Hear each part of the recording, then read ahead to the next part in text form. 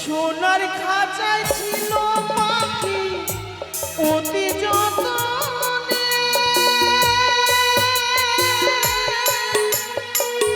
শিকল কেটে উড়ে গিয়ে আছে তোর মনে।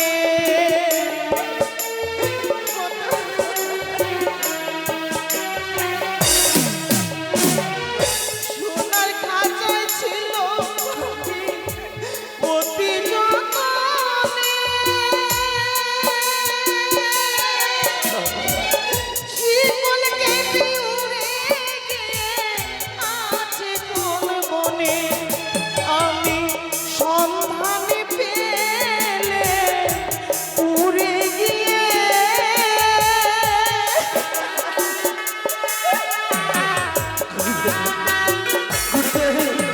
আমি সন্ধানে পেলে উড়ে গিয়ে দেখতাম নয়ন ভরিয়া পাখি গেল রে বনে বনে উড়িয়া। চির ফাঁকি দিয়ে গেল রে পাখি আমার বনে উড়িয়া।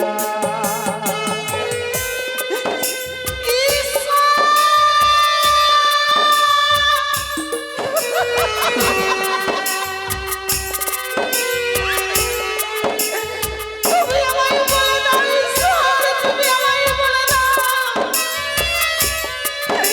কি ভেবেছে থাকবো এই দুনিয়াতে, আমি কি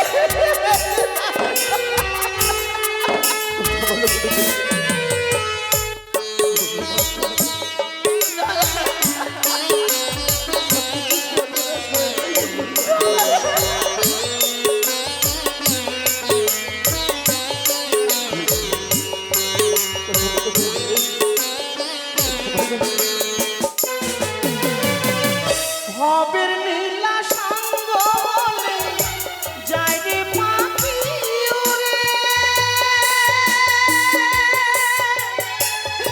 আপন স্বজন ভাসে সবাই নয়নের জলে।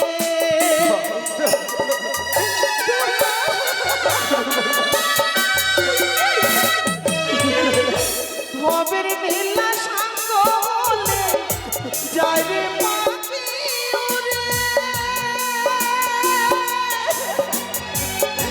আপন স্বজন ভাসে সবাই নয়নের জলে।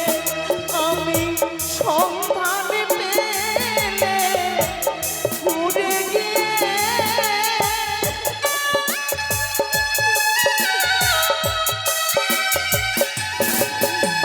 আমি সন্ধানে পেলে উড়ে গিয়ে দেখলাম নয়ন ভরিয়া পাখি গেল রে কোন বনে উড়িয়া। চির ফাঁকি দিয়ে গেল রে পাখি আমার বনে উড়িয়া, বনে উড়িয়া, বনে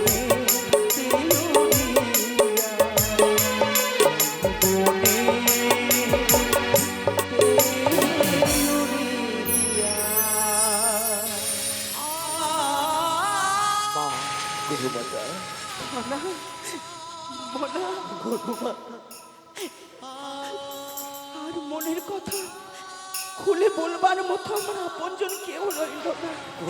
একা হয়ে গেলাম এই পৃথিবীতে। সারা জীবনের মতো ঠাকুরের জন্য পুষ্পাঞ্জলি দেওয়া আর আমার হলো না।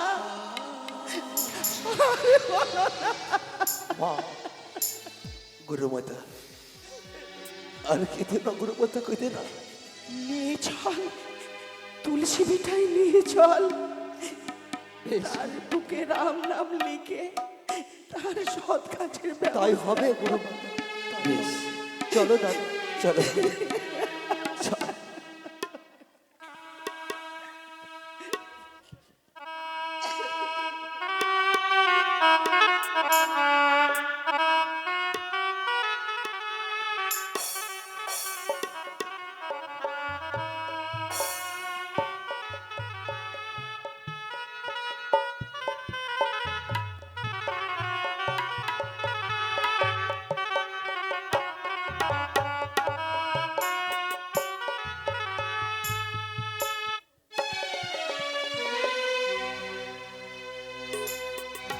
জানি না ঠাকুর, আমি এমন এক হতভাগিনী মা, এক এক করে 6 সন্তানকে হারিয়ে ফেলেছি গো। তাই চম্পকনগরে আমার আর মা বলে কেউ রইল না। ঠাকুর, তুমি যদি নিয়ে নিবে, কেন তুমি আমার এসে গর্বে সন্তানে দিয়েছিলে? আমি কি নিয়ে বেঁচে থাকবো? কে আমাকে মা মা বলে ডাকে? আমার প্রতি বড় আশা স্বপ্ন ছিল, 6 সন্তানকে নিয়ে সুখী সংসারে করব। তখন আমার সে ভাগ্য আর হলো না ঠাকুর, আমার সে ভাগ্য আর হলো না। আজকে কোন কালে কোন খ্যাত পাপি করেছিলাম, অপরাধী করেছিলাম বলে আমায় এক এক করে সকলে ছেড়ে চলে গেল ঠাকুর। সনকা, সনকা, কোথায় গেলে গো? ও পাচ্ছি নে, কোথায় সনকা? একই প্রণামী তো উঠোনে প্রভু গো। দুঃখা দুঃখা, কিন্তু এখনো তুমি কাঁদছো কেন? কতবারই বলি সনকা, তুমি আরে কাঁদো না। যে পুত্ররা চলে যায় দিগম্বর যাত্রাধর শ্রীধর গরিক্ষরি গদাধরে, তারা আর কোনো দিনই আর ফিরে আসবে নাই। তুমি কেন কেন বুঝতে চাইছো না? তোমার এই কান্না দেখলে বৌমারা শুধু অধুর সরি কান্না কাঁদে। আমি কাকে পৌঁছিয়ে বলবো? বলো বলো সনকা। স্বামী, এই অসময় তুমি আমার পক্ষে কেন এলে গো? কেন এলে তুমি? সনকা, সত্যি বলেছ? তোমার স্বয়ং পক্ষে আমি কেন এসেছি এই কথা সত্য। সনকা, আমি জানি পুত্ররা চলে যাওয়ার পরে সুখ, মায়া, মমতা, বেদনা যেন সকল কিছু হারিয়ে পাকলে নিয়ে ভেসে তুমি শুধু কান্না কাঁদো। কিন্তু একটি কথা বলে সনকা, বলো প্রভু। ইহারে মাঝে পুত্ররা যাওয়ার পরে আমি মনস্থ করে ফেলেছি, মহামন্ত্রীকে নিয়ে পরামর্শ করেছি কি আছে হেন মুহূর্তে 70,000 মাঝি মাল্লা 14 রিঙার ধানের রাজ্য পরিপূর্ণ করে আমি যেতে চাই এই চম্পলারে প্রাসাদে ছেড়ে ওই দক্ষিণে পাটনে বাণিজ্য করিবারে।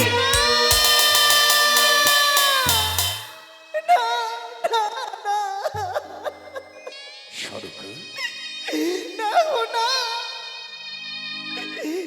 অমনি করি তুমি কেন কেন বাধা দিচ্ছ? তুমি কি গো বলো? আজ তুমি আমায় একা করে ফেলে কি করে যেতে চাইছো? কি করে যেতে চাইছো? আমি মানুষ করতে গো। কিন্তু আমি যে বণিকের ঘরে সন্তান, আমি সে হতে চাই শ্রেষ্ঠ বণিক। এই চম্পলাই প্রমাণিত করতে চাই। হ্যাঁ হ্যাঁ, না গো না, জানো এক এক করে 6 সন্তান আমায় ছেড়ে গেছে। আজ তুমি যদি আমায় ছেড়ে চলে যাও, বলতে পারো আমি কোন প্রাণে এই প্রাসাদে থাকবো? সরকা, তুমি যেও না গো, তোমার লাগে প্রভু, তুমি যেও না। আমি জানি কোনোদিনই আমার কথা অমান্য হওনি। আজও তুমি আমারই কথা অমান্য করো না। তুমি আমায় হাসি মুখে বিদায় করো। বচ্চারা গিয়েছে তাতে গিয়ে হয়েছে। আমি যদি এই বচ্চের কাতরে সাকারে আজ হেন মুহূর্তে যদি আমি চম্পলায় বসে থাকি, তাহলে ওই চ্যাংমনে খানে ধরা আচারে সে জোয়ারে বেঁধে নে আমায় দেখে অষ্ট হাসি হাসবে, বলবে ওরে বচ্চকে হারিয়ে দিয়ে কাতর হয়ে পড়েছে। তবে না, আমি আমি কাতরে নয়, আমি শ্রেষ্ঠ বণিক হতে চাই। সকলে চাম্পলারে প্রতিবাসী জানবে আমি কটেশ্বরের বজ্র, মরে চা দেবে নে নিশ্চিত হয়ে আমি হব শ্রেষ্ঠ বণিক।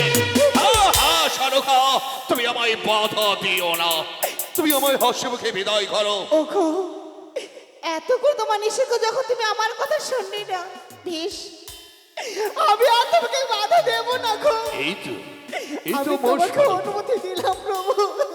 তাহলে আর বিলম্ব নয়, তুমি দাসীকে রেখে আমার ডিঙ্গা চুমানোর ব্যবস্থা করো, আর আমি সকল মাঝে মাল্লাদেরকে এই মুহূর্তে ঘাটে নৌকো লাগিয়ে দেবো। কালাই কালাই মাঝে মাল্লা গো! কোথায় রয়েছে দাস, তোমরা কোথায় মা? আসি রানীমা। প্রণাম হই বাবু, আরে হত ছাড়া, প্রণাম হই রানীমা। এত বিলম্ব কেন?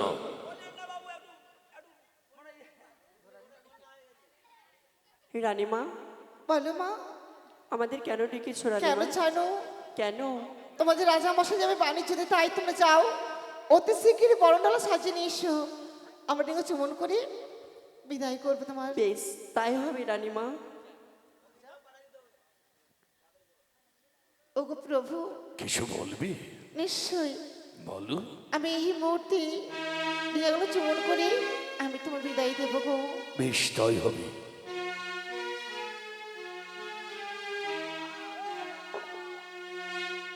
হ্যালো, আর সব মাঝে মাল্লার কোথায়? আছে পোল্ট্রি ভাত খাচ্ছে, পোল্ট্রি ভাত নিরামিষ। চলো দাসী।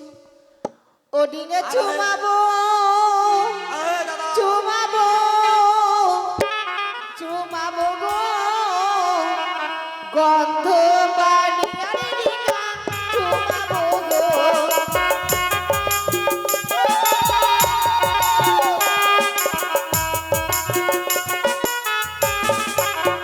ও ডিঙ্গা চুমাবো, ও ডিঙ্গা চুমাবো, চুমাবো, চুমাবো গো, গন্ধ বাড়ি আরে ডিঙ্গা চুমাবো গো।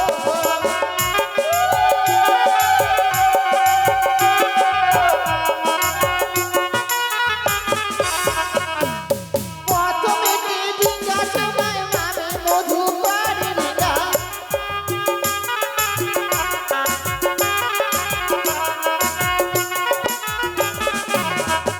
আরে তারপরে ডিঙ্গা চুমায় না মধুটা করে ডিঙ্গা।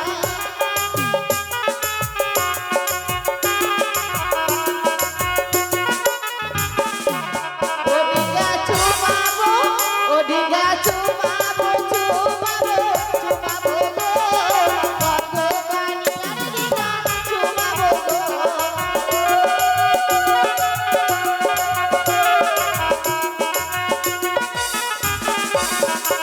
আরে একে একে চোদ্দ ডিঙ্গা চুমাতে লাগলাম ডিঙ্গা,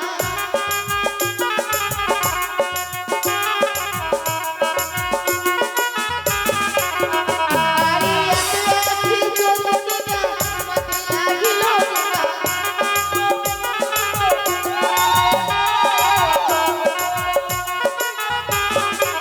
ও ডিঙ্গা চুমাবো, ও ডিঙ্গা চুমাবো, চুমাবো, চুমাবো গো, গন্ধ বাড়ি আরে ডিঙ্গা চুমাবো গো, ডিঙ্গা চুমাবো, চুমাবো, চুমাবো গো, গন্ধ বাড়ি আরে ডিঙ্গা চুমাবো গো। বাবু আপনার বিদায় হয়ে গেছে নাকি?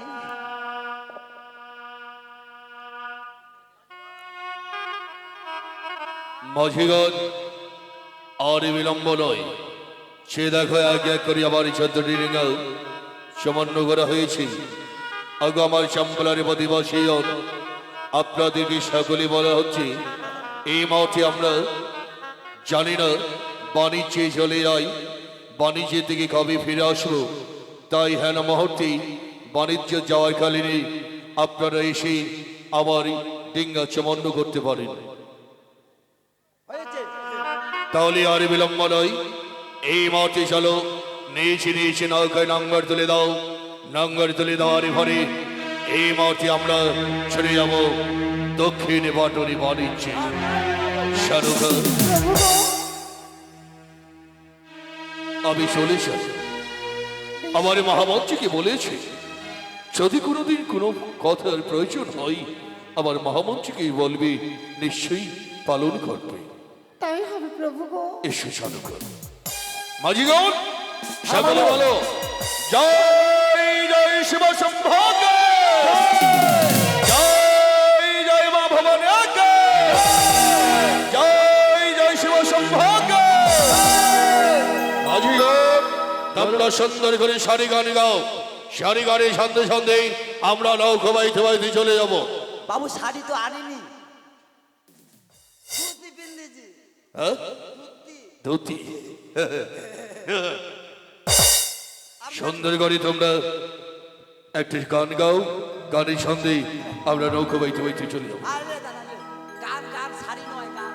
টান ঠিক আছে, চল তাহলে ভাই আমরা এবার ডিঙ্গা সুন্দরভাবে ছাড়বো, কেমন? চল ভাই চল। হাপাং হাইয়া ছাপাং ছায়া, বেশ বেশ চল ভাই।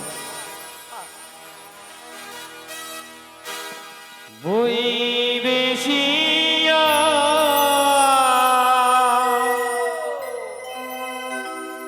অচিনা শুধু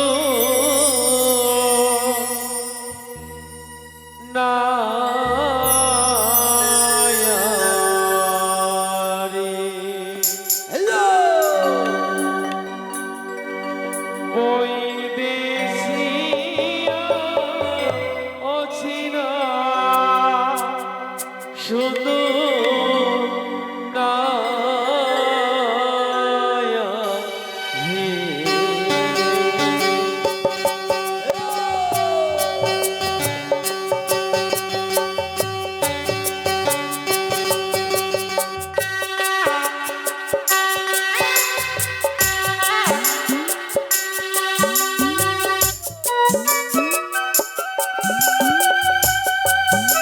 চলো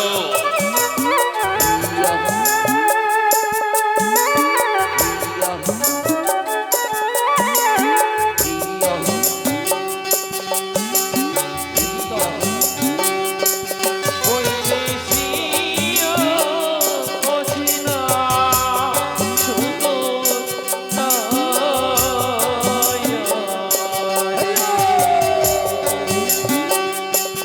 বৈদেশিয়া অচিনা শুধু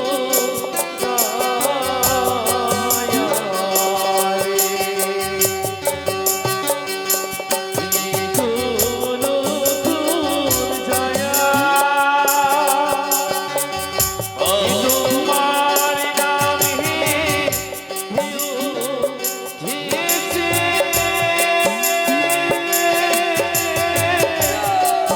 খুশি যাই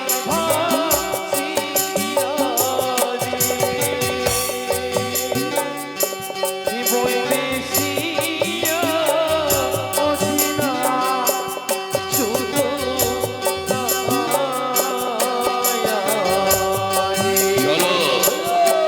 বৈদেশিয়া অচিনা শুধু জয় শিব সম্ভোগ।